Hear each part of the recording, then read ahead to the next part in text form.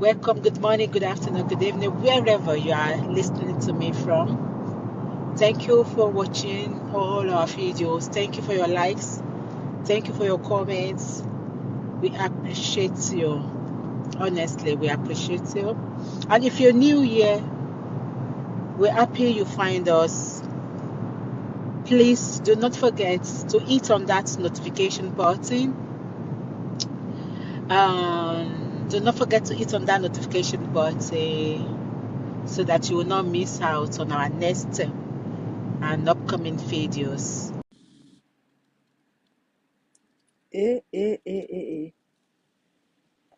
Ẹ káàbọ̀ ẹ kú dédé àsìkò yìí o. Ohun tí mo rí lórí Facebook lágbára. Kí ló dé kí ló ṣẹlẹ̀ ọmọ Yorùbá? Kí ló dé kí ló ṣe wá? Kí ni tó ṣẹlẹ̀? Ẹ bá mi táàgì ààrẹ àlùmọ̀rúfù. Hashtag ààrẹ àlùmọ̀rúfù tí máa kọ́mẹ̀ntì lórí péèjì wọn pàápàá kò kí ń gbé Yorùbáwùyí wá. Ẹ bá mi hashtag ààrẹ àlùmọ̀rúfù. Hashtag Pastor Bankole, ẹ bá mi hashtag gbogbo ọmọ Yorùbá pátá. Kí ló dé kí ló ṣẹlẹ̀?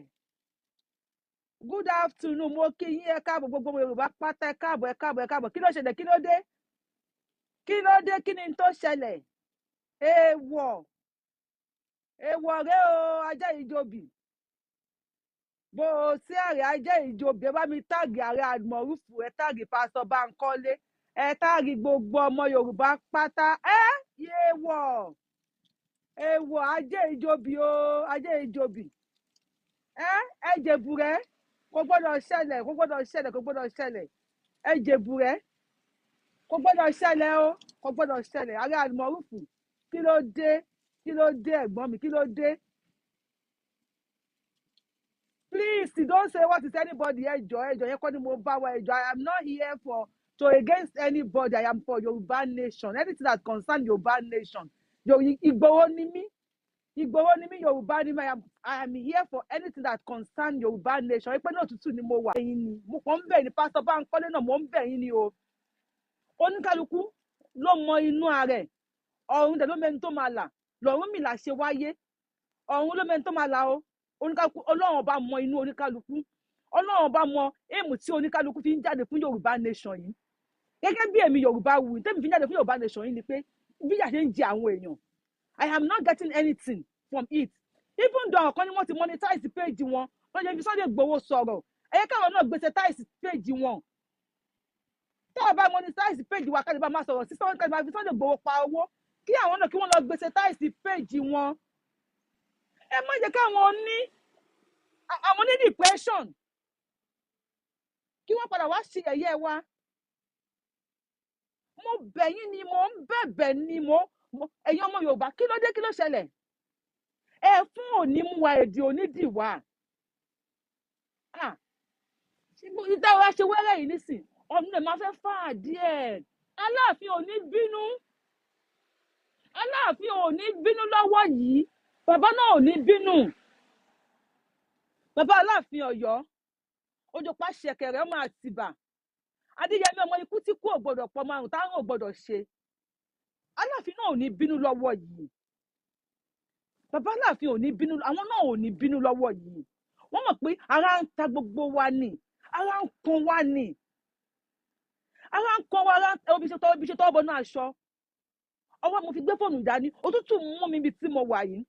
Wọ́n ní kò dáa kọ́ máa láṣọ máa wè kísà, kọ́ ọmọ ẹlẹ́ran máa jẹ gungun. Ọmọ aláṣọ wa ti ń wè kísà, ọmọ ẹlẹ́ran wa ń jẹ gungun.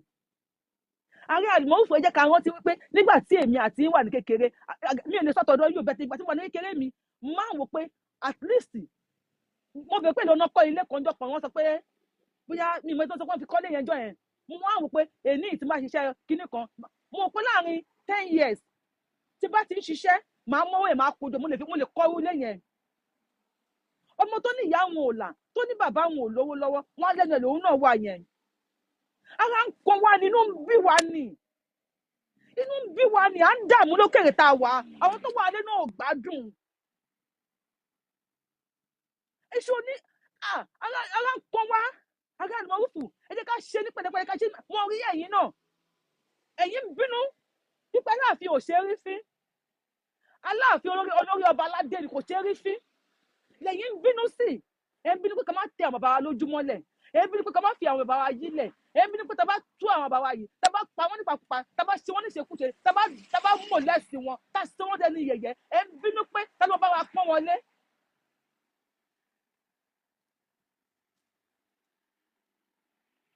Thank you, Mr. Tunde Oni. I am not angry. I'm here to plead. I am here to plead. Ẹ jọ̀ọ́. Ará Ìmọ̀rúfù ń bínú pé Aláàfin kì í ṣe tẹ́tẹ́ èèyàn gbọ́dọ̀ rí fín. Amọ̀pá Aláàfin ò ṣe é rí fín. Pásítọ̀ Bánkọ́lé náà ń bínú pé kí làwọn bàbá yìí ń ṣe. Adìyẹ ńlá àgùn. Ókè, ìyẹ́ wà ní ara adìyẹ. Báwo la ṣe máa ń parí ìyẹ́ ńlá àgùn? Wọ́n ládìyẹ ńlá àgùn, ìyá rẹ̀ ò jẹ́ àmọ̀. Báwo la ṣe máa ń parí ìyẹ́ ńlá àgùn? Nígbà tí ìyẹ́ ti bo ẹ̀wọ̀n àágùn adìyẹ mọ́lẹ̀. People are like, the kings are not doing anything. I'm not supporting Pastor Bankole because I'm not me support to say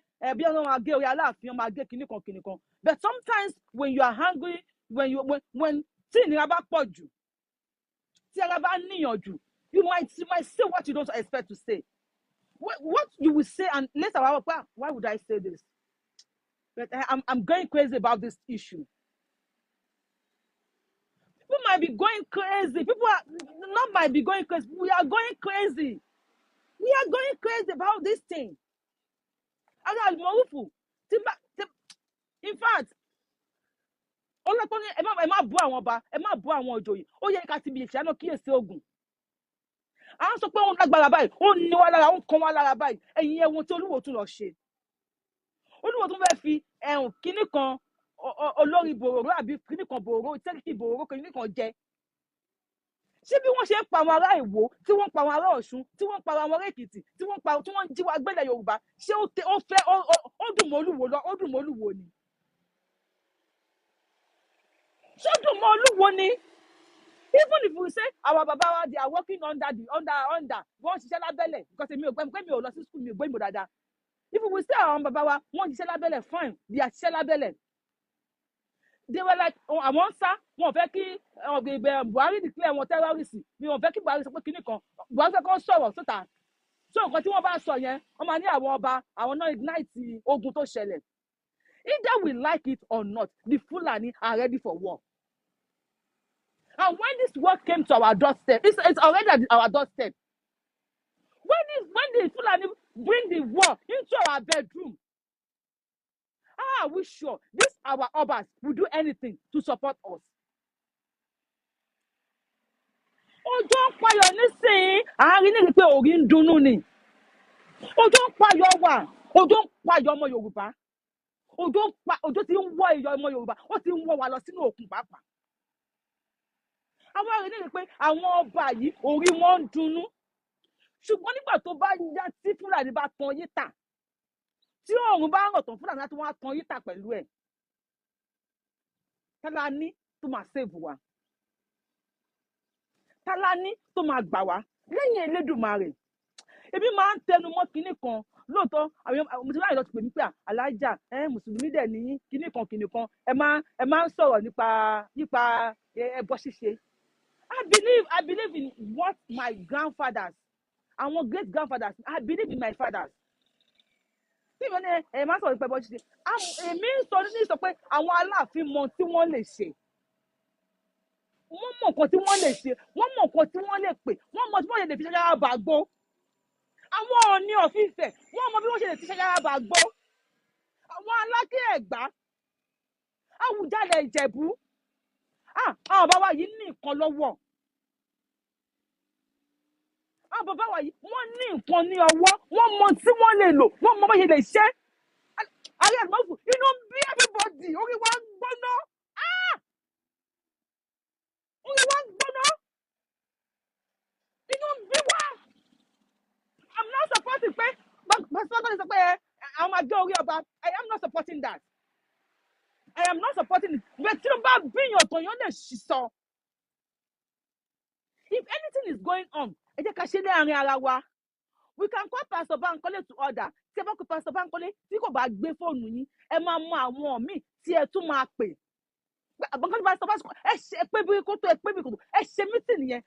Pastor Bankole can easily come outside and say òun debunk nǹkan tóun sọ. Òun debunk tó ó lè padà sọ pé òun debunk tóun sọ. If we were saying I'm a power bawa, I'm a power, Fulani can easily kill our Oba silently, and they will rope us with it. Wọn ò ní wá sí bòmí takùn máa sọ́dọ̀ àwọn tí wọ́n máa pa àwọn ọba wọn. Àwọn ọba wọn náà pa àwọn ọba wọn. They might kill our Obas because they wine and dine together. Tẹ́bá yìí bá tàwọn ọba wọn láti pé abẹ́ṣe Yorùbá nation o, ẹjọ́ ẹ wá ẹ̀yin ọba wa ẹ bá wa ṣe meeting o. They will not come. They will never accept to us. They don't see us as anything. But when Fulani call them to Abuja, they will go.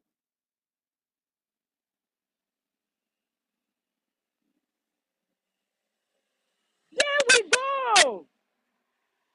When Fulani invites them, they will go. When we